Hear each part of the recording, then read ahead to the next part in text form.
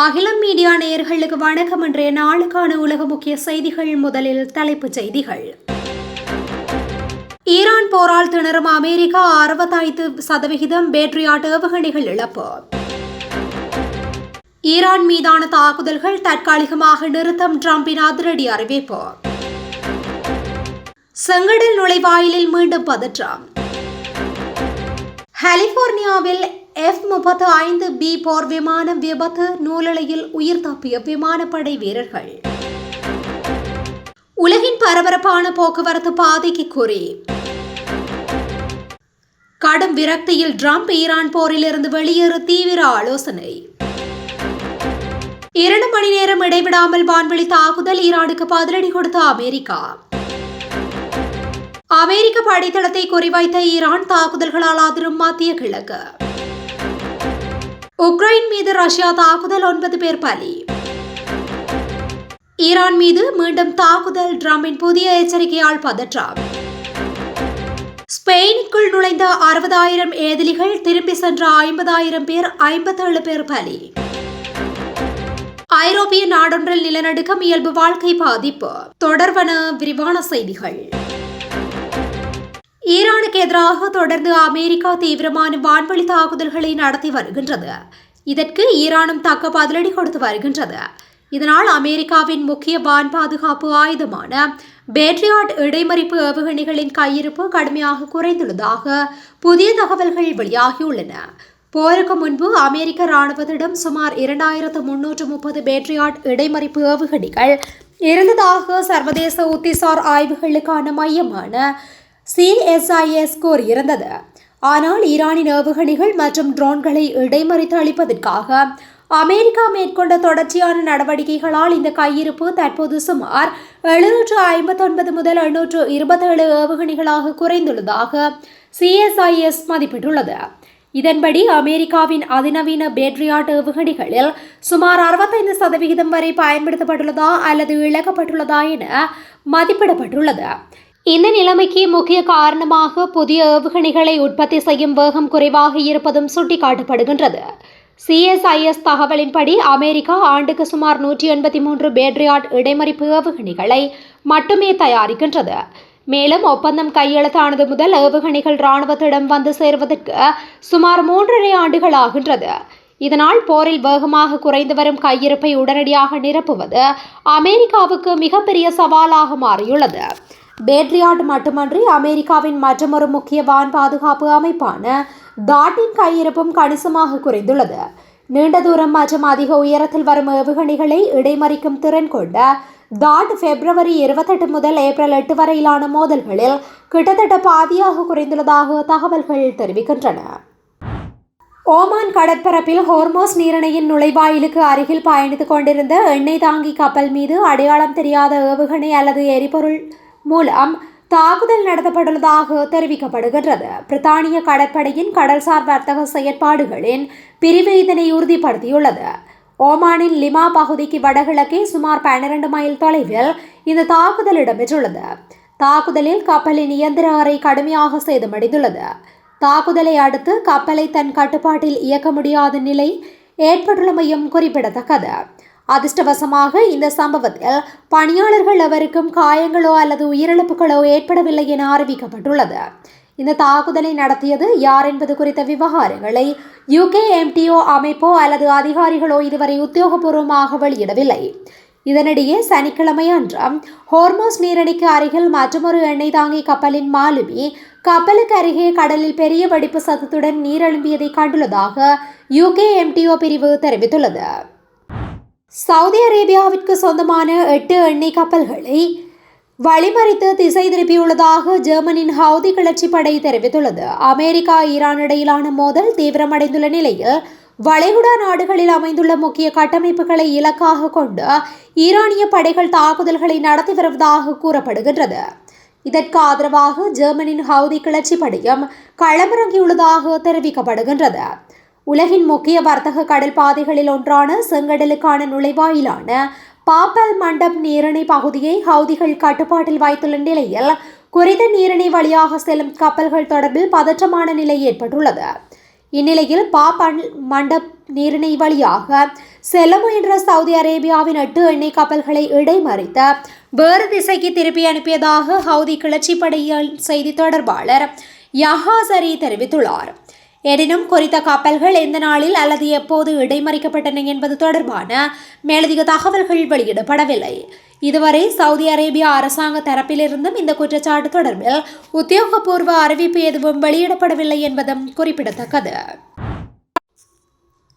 அமெரிக்காவின் கலிபோர்னியா மாநிலத்தின் சான்டியாகோவில் உள்ள மிராமர் விமானப்படை தளத்திற்கு அருகே அமெரிக்க கடற்படையின் F-35B ஸ்டெல்த் போர் விமானம் நேற்று விபத்துக்குள்ளானது. குறித்த விமானம் விபத்துக்குள்ளானதற்கு முன்பே விமானி அவசரமாக வெளியேறி குதித்ததால் உயிர் தப்பியுள்ளார். அமெரிக்க கடற்படை வெளியிட்ட தகவலின்படி விமானி உயிருக்கு ஆபத்தில்லாத காயங்களுடன் மருத்துவமனைக்கு கொண்டு செல்லப்பட்டார் என கூறப்படுகின்றது. இந்த நிலையில் நேரில் விபத்தை கண்டு வேட்லாட் என்பவர் 2 போர் விமானங்கள் தரையிறங்க முயன்ற போது முதலாவது பாதுகாப்பாக தரையிறங்கியதாகவும் இரண்டாவது திடீரென வேகத்தை இழந்து சுமார் 100 அடி உயரத்தில் இருந்தபோது விமானி வெளியேறியதாகவும் தெரிவித்தார். இதன் பின்பு அந்த விமானம் ஓடுபாதை அருகே தரையில் மோதி வெடித்து சிதறியதாக மேலும் அவர் குறிப்பிட்டுள்ளார். F-35B என்பது குறுகிய தூரத்தில் புறப்பட்டு செங்குத்தாக தரையிறங்கும் திறன் கொண்ட 5ஆம் தலைமுறை ஸ்டெல்த் போர் விமானமாகும்.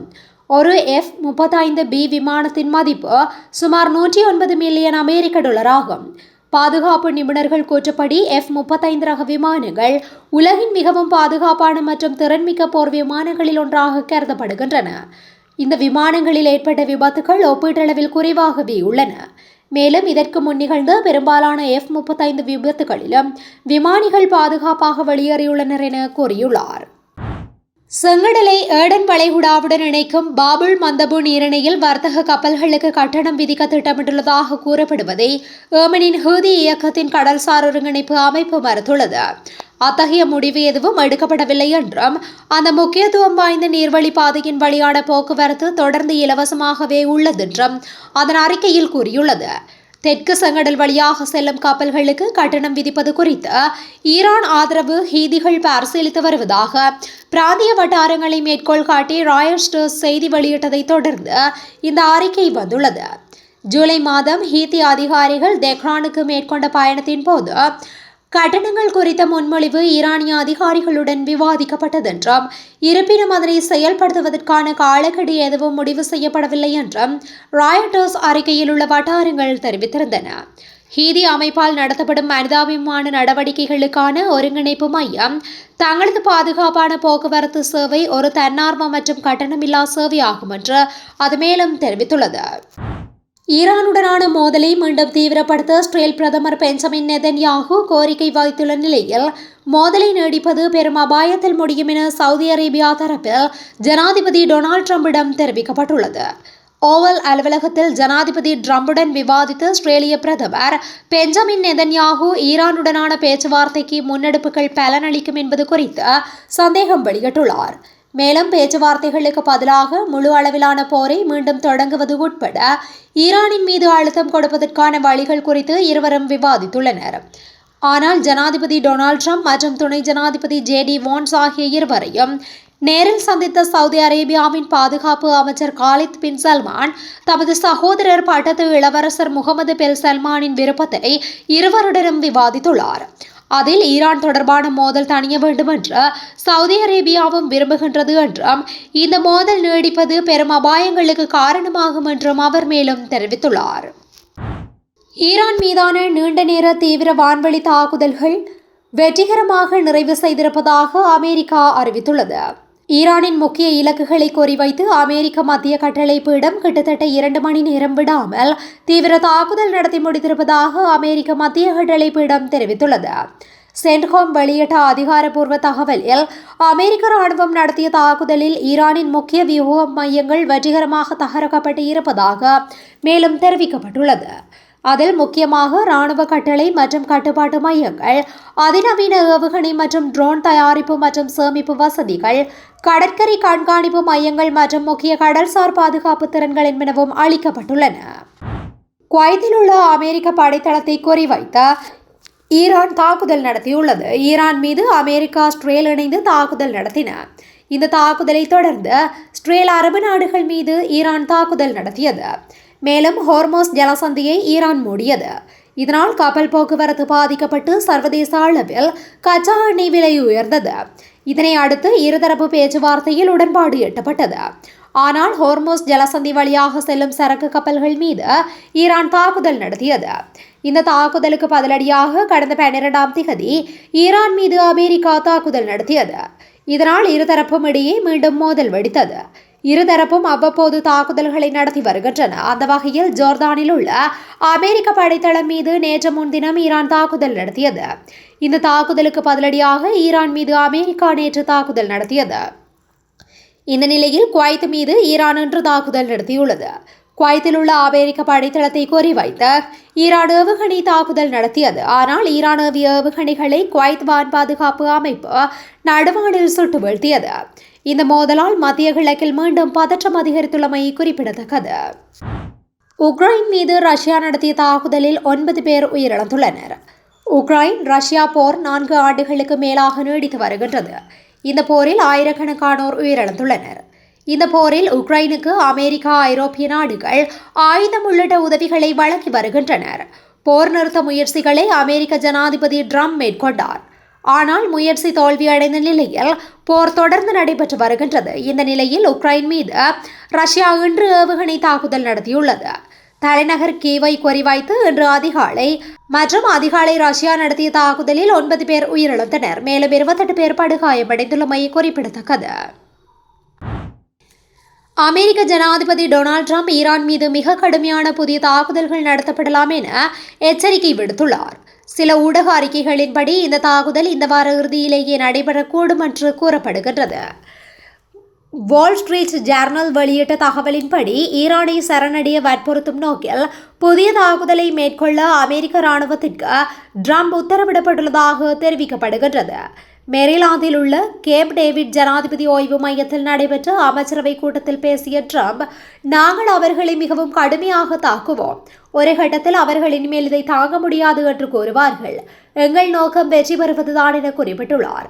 மேலும் ஈரான் தொடர்ந்து பொய் கூறி உண்மைகளை திரித்து கூறுவதால் அவர்கள் மீது தான் நம்பிக்கையை இழந்து வருகின்றேன் என்றும் தெரிவித்துள்ளார்.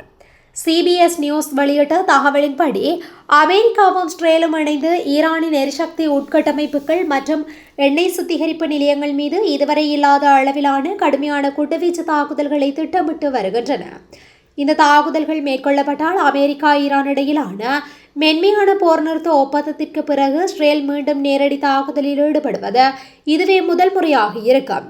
உலகளாவிய மற்றும் அமெரிக்க பொருளாதாரத்தில் தாக்கம் ஏற்படாத வகையில் திங்கட்கிழமை நிதி சந்தைகள் திறக்கப்படுவதற்கு முன்பே நடவடிக்கைகளை நிறைவு செய்வது குறித்து அதிகாரிகள் ஆலோசித்து வருவதாகவும், எனினும் இதுவரை இறுதி முடிவு எடுக்கப்படவில்லை என்றும் தகவல்கள் தெரிவிக்கின்றன. மொராக்காவிலிருந்து ஸ்பெயினின் சியூட்டா பகுதிக்கு நுழைந்த சுமார் 60,000 ஏதிலிகள் 50,000 பேர் தன்னார்வமாக மீண்டும் மொராக்கோவிற்கு திரும்பியுள்ளதாக சர்வதேச ஊடகங்கள் தெரிவித்துள்ளன. ஸ்பெயினுக்குள் நுழைய முயன்ற போது ஏற்பட்ட நெரிசல் மற்றும் கடலை கடந்து நீந்தி செல்லும் முயற்சியின் போது மூழ்கி மற்றும் கூட்ட நெரிசலில் சிக்கி குறைந்தது 57 பேர் உயிரிழந்ததாக தெரிவிக்கப்படுகின்றது. மனித கடத்தல் கும்பல்கள் இந்த நிலைமையை பயன்படுத்தி மக்களை சட்டவிரோதமாக எல்லை தாண்ட தூண்டியதாக ஸ்பெயின் பிரதமர் பெட்ரோ சாஞ்சஸ் கடுமையாக கண்டனம் தெரிவித்துள்ளார். மேலும் எல்லை பாதுகாப்பை வலுப்படுத்தவும் மனித கடத்தல் வலையமைப்புகளுக்கு எதிராக கடுமையான நடவடிக்கைகள் எடுக்கப்படும் என்றும் அவர் தெரிவித்துள்ளார். இத்தாலி நாட்டில் நேற்றிரவு ஏற்பட்ட நிலநடுக்கம் இயல்பு வாழ்க்கையை பாதித்துள்ளதாக தகவல் வெளியாகியுள்ளது.